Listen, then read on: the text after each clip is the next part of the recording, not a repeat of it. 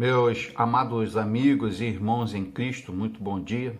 Nós estamos aqui mais uma vez nessa manhã para darmos continuidade àquilo que nós temos estudado durante mais esse trimestre, e nós já temos escutado, aprendido com alguns irmãos durante alguns domingos acerca dessa nova temática desse novo trimestre.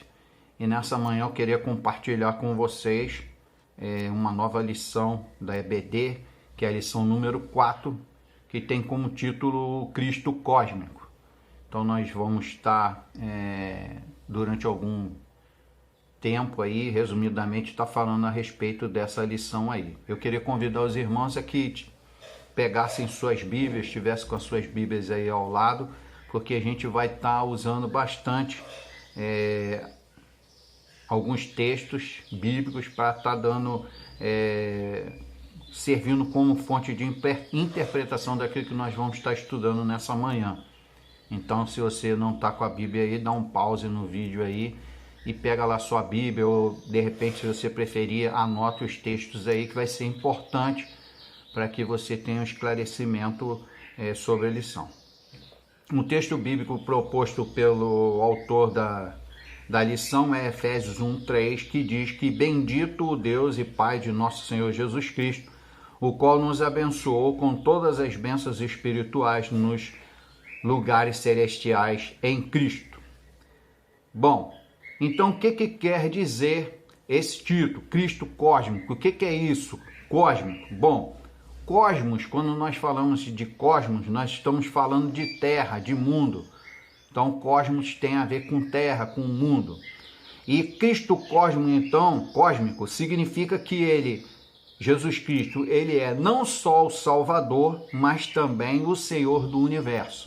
É isso que basicamente essa palavra quer dizer, Cristo cósmico, um Cristo que é não só Salvador, mas também Senhor do universo. Em Efésios 1, 20 e 21, diz assim, que manifestou em Cristo, ressuscitando dentre os mortos e pondo-o à direita dos céus, acima de todo principado e poder e potestade e domínio e de todo nome que se nomeia, não só neste século, mas também no vindouro. Presta atenção nessa frase. Não só neste século, mas também no vindouro.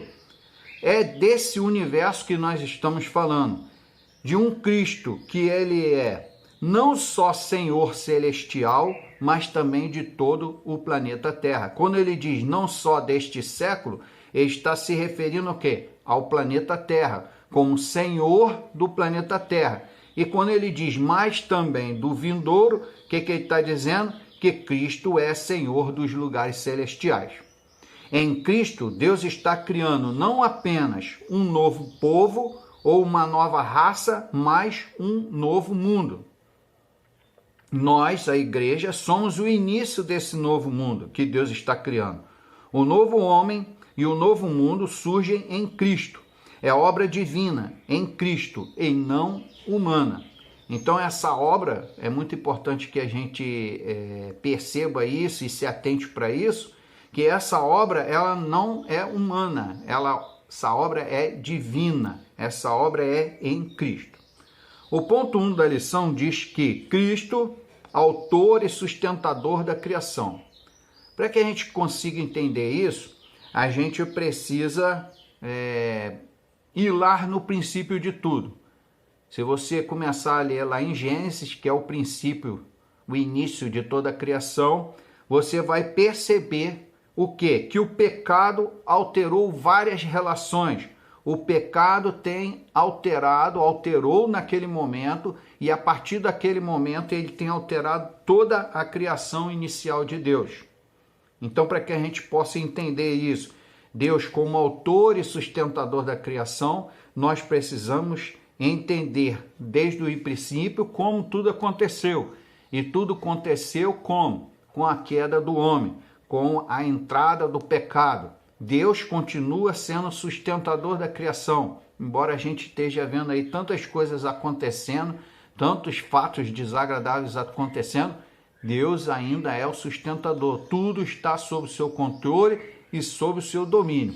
O que acontece é que o que era para ser, o que foi criado, projetado para ser perfeito, acabou sendo, se tornando imperfeito, de um modo humanamente falando, por conta do pecado. Bom, o pecado alterou as relações do homem com Deus. Nós vemos isso claramente em Gênesis 3, de 10 a 11.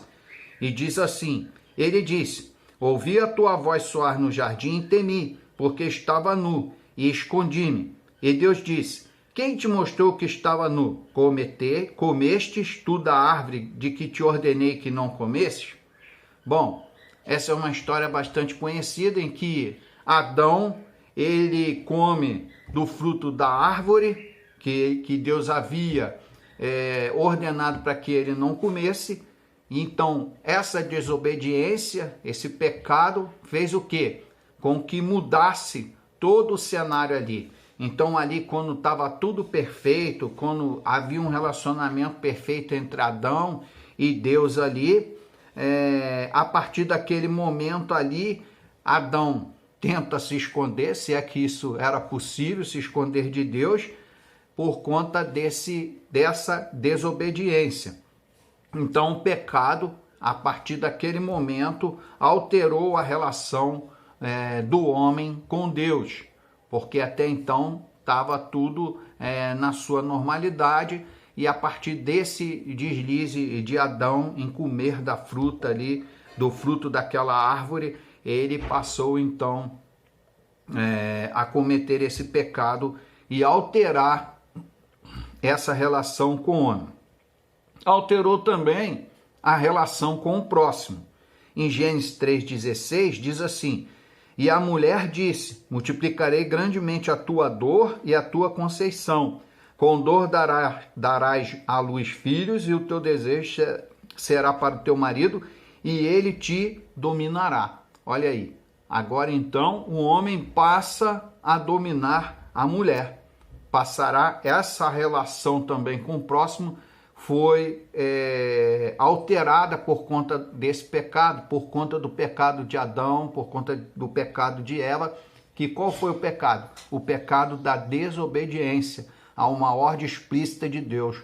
O homem tinha muitas coisas ao seu redor em que ele poderia usufruir, em que ele poderia usar, e só tinha uma árvore ali que ele não poderia tocar, justamente por conta do pecado, por essa ação do pecado.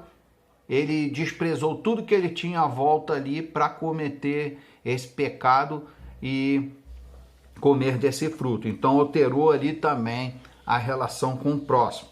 Alterou também a relação com a natureza. Em Gênesis 3, 17 e 18, lemos assim, e Adão disse, porquanto deste ouvidos à voz da tua mulher, e comeste da árvore de que te ordenei, dizendo, não comerás dela. Maldita é a terra por causa de ti. Olha aí, maldita é a terra por causa de ti. Ou seja, por conta do pecado, por conta da ação errada de Adão e Eva, agora a terra era o quê? Maldita. Até então, a terra era o quê? Digamos assim, bendita, tá? Com dor comerás dela todos os dias da sua vida. Espinhos e cardos também te produzirá, e comerás a erva do campo. Então você vê aqui que por conta do pecado houve também uma alteração dessa relação com a natureza. O bom mundo de Deus foi desordenado por conta da ação pecaminosa do homem. Em Romanos 8, 19 e 22, lemos assim, porque a ardente expectação da criatura espera a manifestação dos filhos de Deus, porque a criação de Deus ficou sujeita a quê? A vaidade, não por vontade de Deus, mas por causa do que a sujeitou, na esperança de que também a mesma criatura será libertada da servidão da corrupção, para a liberdade da glória dos filhos de Deus, porque sabemos que toda a criação geme e está juntamente com dores de parto até agora. Então veja bem que por conta desse pecado, desse relacionamento aí quebrado, alterado, agora a terra, toda a criação geme e está com dores de parto até agora. O mundo em que vivemos não é o mundo ideal de Deus. A natureza nos é benéfica, mas também hostil. Ela nos dá água e alimento, mas também terremotos, secas e etc. Estamos vivendo aí um tempo de pandemia e isso vem exemplificar bem o que a gente está falando aqui. Porque esse mundo que nós vivemos não é o mundo ideal que Deus projetou, criou desde o início. Por conta do pecado, por conta dessa ação pecaminosa, é que tudo isso aconteceu. Mas nós precisamos ter em mente, ter a certeza que Deus ainda é o sustentador da criação. Mas o pecado do homem cobra a fatura. Os nossos erros, os nossos pecados, a nossa natureza humana, ela, que é o pecado em si, ela cobra a fatura. Por conta de ações do homem, tantas coisas nós estamos vendo aí, terremotos, secas, enchentes e poluição que vai alterando todo o ecossistema. Então tudo isso provém o quê? Da ação do homem. Não é um mundo criado por Deus, um mundo ideal criado por Deus. Embora nós precisamos ter a certeza absoluta de que Deus continua sustentando toda a sua criação. Tudo está no seu controle, embora a gente olhe e veja tudo um caos absoluto, mas por conta o quê? Do pecado e da ação do homem, não por conta de Deus, não porque Deus não possa resolver, mas está debaixo da autoridade dele e do comando dele. Então, isso tudo se deve à ação do homem. Mas lembrando, mais uma vez, de que Deus tem todo o controle. Ok? Em Efésios 1:21, diz assim: acima de todo principado e poder e potestade e domínio, e de todo nome que se nomeia, não só neste século, mas também do vindouro. Então, Senhor desse século, mas também do que há de vir, tá? Cristo é Senhor desta era e da que há de vir. Todas as coisas hão de convergir para Ele. Em Efésios 1:10, diz assim: de tornar a congregar em Cristo todas as coisas, na dispensação da plenitude dos tempos, tanto as que estão nos céus como as que estão na terra. Então, esse texto nos diz que todas as coisas vão congregar em Cristo, vão convergir para Cristo, tanto as que estão nos céus como as que estão na terra. Um dia isso vai acontecer, tá? Em Colossenses 1:15 e 16, diz assim: o qual é a imagem do Deus invisível, o primogênito de toda a criação, porque nele foram criadas todas as coisas que há nos céus e na terra, visíveis e invisíveis, sejam tronos, sejam dominações, sejam principados, sejam potestades. Tudo foi criado por ele e para ele. Tudo foi criado por ele e para ele. Cristo é o autor e sustentador da criação, mas é também o seu propósito. Então Deus é o autor da criação, ele continua sendo o sustentador da criação, mas também é o propósito, ou seja, todas as coisas vão um dia de convergir para Cristo. O ponto 2 fala sobre o novo mundo. Em Apocalipse 21:5, diz assim: e o que estava assentado sobre o trono disse: eis que faço novas todas as coisas. Novas todas as coisas. E disse-me: escreve, porque essas palavras são verdadeiras e fiéis. Então nós cremos no novo mundo. Em Gênesis 3, o homem foi expulso. Então, começou lá com o pecado, o homem foi expulso. Em Apocalipse, então note bem que bem esclarecedor, Gênesis o início, Apocalipse o fim. Então diz lá no início o homem foi expulso, mas há uma esperança. Em Apocalipse 22 nos mostra que o homem é readmitido, é novamente readmitido. Depois você pode conferir lá, eu não vou estar lendo para não tomar muito tempo, mas você compare essas duas situações em que Gênesis foi expulso e em Apocalipse readmitido. Os textos são Gênesis 2:17 com Apocalipse 21:4, Gênesis 3:16 com Apocalipse 21:4, Gênesis 3:17 com Apocalipse 22:3, Gênesis 3:22-24 com Apocalipse 22:2. Eu incentivo você a que leia esses textos e veja a expulsão e a readmissão do homem, essa obra finalizada do homem aí salvo, tá? 3, e finalmente o ponto 3 que diz, qual é o nosso lugar nesse mundo? A igreja não é o lugar aonde vamos.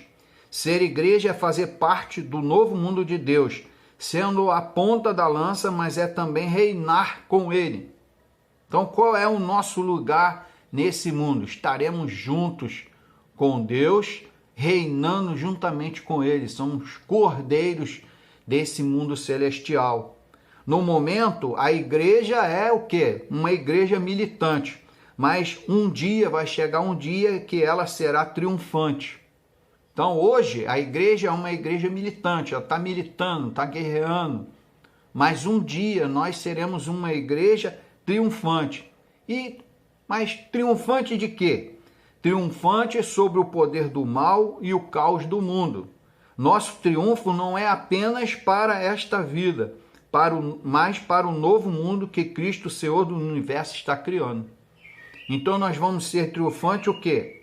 Para esse novo mundo em que Cristo Jesus, Deus, está criando para cada um de nós. Vamos estar juntos, reinando juntamente com o nosso Senhor. E para finalizar, Apocalipse 21:1 esclarece muito bem isso, onde diz, Apocalipse 21:1 e também o 7, que diz assim, e vi um novo céu e uma nova terra, porque já o primeiro céu e a primeira terra passaram, e o mar já não existe. Quem vencer herdará todas as coisas, e eu serei seu Deus, e ele será meu filho. Quem vencer herdará todas as coisas, e eu serei seu Deus, e ele será meu filho. A salvação é mais do que libertação do fogo do inferno. É a identificação com Cristo e o lugar de honra no novo mundo do Senhor. Amém? Que Deus possa continuar abençoando, guardando a sua vida e da sua família. Amém?